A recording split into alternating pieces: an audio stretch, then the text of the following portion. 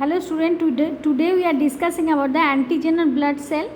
Blood cell में जो antigen अलग अलग टाइप का होता है आरबीसी के ऊपर, उसके बारे में देखेंगे कि जो जेनेटिकली डिटरमाइंड रहता है, जो ग्रुप सिस्टम ब्लड में अलग अलग ग्रुप बनाता है।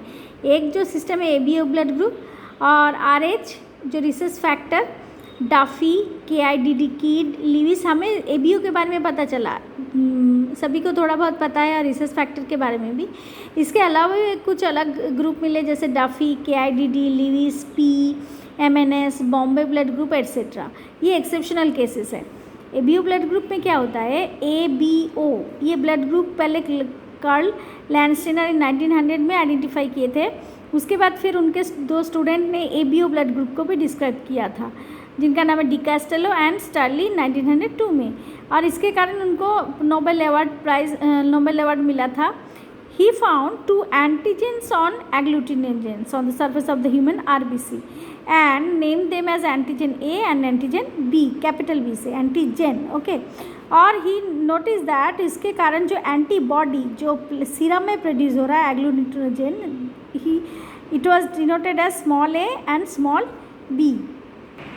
नेक्स्ट इसी चार्ट के थ्रू हम इसको डिस्क्राइब करेंगे। जो चार टाइप के ब्लड ग्रुप है, blood group A B and O, इसमें जो जीनोटाइप है IAA और IA और IO, और इधर antigen on surface RBC A, antibody in serum, जो सीरम में रहेगा एंटीबॉडी B, और ये डोनेट कर सकता है A को और AB को, दोनों में A है, इसके कारण A और AB को डिनोट कर सकता है। उसके बाद फिर क्या होगा, A और O, ठीक है, जो कि रिसीव करेगा ब्लड। उसके बाद फिर बी ब्लड ग्रुप से IB और IBIO।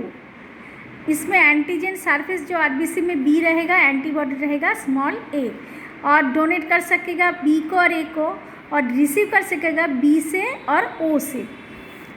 AB यूनिवर्सल एक्सेप्टर जिनको कहा जाता है IAIB, इसमें सरफेस में A एंड B, और एंटीबॉडी सीरम में कोई भी नहीं है, नील, डोनेट कर सकता है AB को और रिसीव कर सकता है ABO।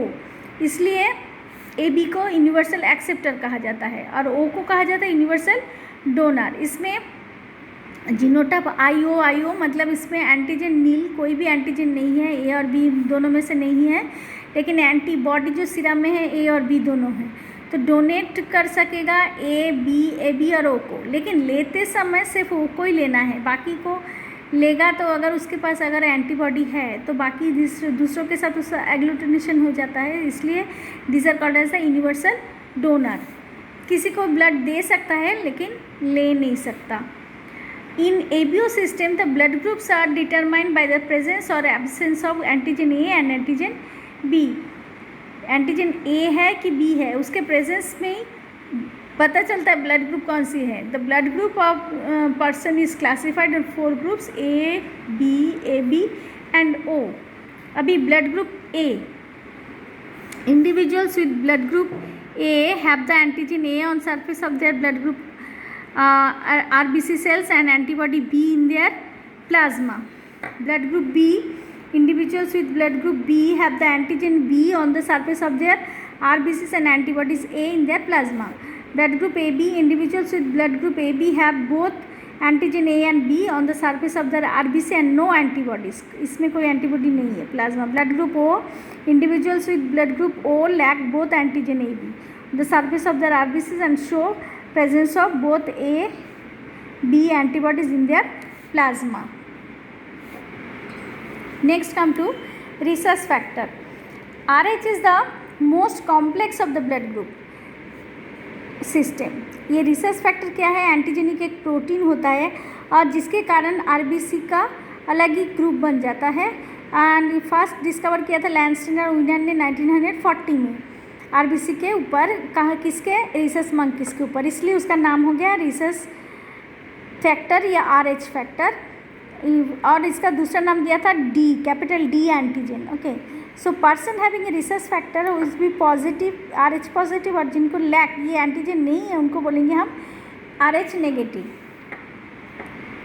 RH D antigen induces a strong immunogenic response when introducing to RH negative individual. Problem क्या है, अगर RH पॉजिटिव को RH नेगेटिव के अंदर दिया जाता है तो बहुत जल्दी बहुत हार्ड इंड्यूस्ड इम्यून सिस्टम में उसमें रिएक्शन होता है ब्लड का, ब्लड क्लॉट हो जाता है। तो RH blood group is an important factor in blood transaction. किसी को ब्लड देते समय रिसर्च फैक्टर का टेस्ट करना भी ज़रूरी होता है। तो इसमें क्या होगा, हीमोलाइटिक डिजीज़ आ सकता है और न्यूबॉर्न बेबी में जो आता है HDN, हीमोलाइटिक डिजीज़ और newborn baby HDN full form, जिसके कारण कि एरिथ्रोब्लास्टोसिस फिटालिस होता है, मतलब एरिथ्रोसाइट्स जो है डिस्ट्रक्ट हो जाता है, डिस्ट्रॉय हो जाती है। उसमें क्या होगा, अगर RH नेगेटिव मदर है, अगर उनके कंसीव किया उन्होंने RH पॉजिटिव फीटस, तो इसमें होने का संभावना आती है। The RH positive RBC from the foetus में एंटर द ब्लड, माँ के सर्कुलेटरी सिस्टम को होते हुए चाइल्ड बर्थ के समय फीटस के ब्लड से RBC माँ के शरीर में आ सकता है।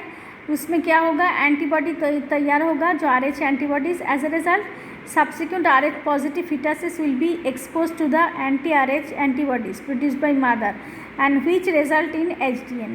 ये बच्चों के ऊपर एंटी HDN डिजीज़ आएगा। And in order to prevent HDN, RH negative mother is injected with anti-RH antibody. अभी इंजेक्शन दिए जाते हैं RH एंटीबॉडी इंजेक्शन, जैसे कि सारे प्रेगनेंसी क्योर रहता है और RH पॉजिटिव जो फीटस है वो भी स्वस्थ रहता है।